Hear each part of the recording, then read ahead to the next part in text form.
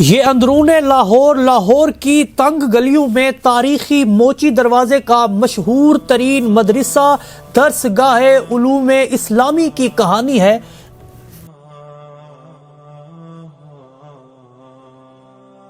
جو پچھلی 4 دہائیوں سے علمی چراغ روشن کیے ہوئے ہے۔ وفاق المدارس الشیعہ پاکستان کے نائب صدر کا وفد کے ہمراہ پاکستان کے مدارس دینیہ کا دورہ جاری۔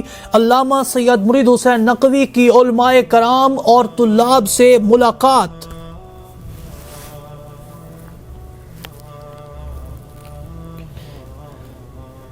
تاریخی مدرسہ کی کہانی علماء کی زبانی جانیں۔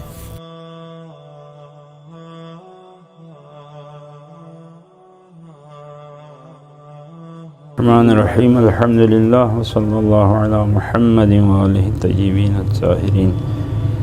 یہ مدرسہ درس گاہ علوم اسلامی کے نام سے 1991 میں اس کی بنیاد آغا سید علی موسوی رحمۃ اللہ علیہ نے رکھی، اور اس مدرسے کی پرنسپل آغا سید حیدر موسوی رحمۃ اللہ علیہ تھے، اور یہ مدرسہ موچی دروازے میں ہے، اور جو شیعوں کا گڑھ بھی ہے، اور یہ محلہ شیعہ کے نام سے مشہور ہے۔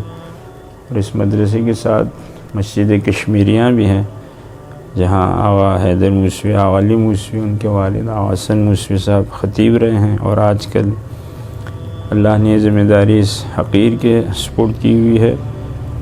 تو اس مسجد کے اوپر جو ہے وہ مدرسہ ہے، اور 91 سے مدرسہ چل رہا ہے، اور والد صاحب یہاں پرنسپل تھے، اور بھی اساتید جنہوں نے یہاں خدمات انجام دی۔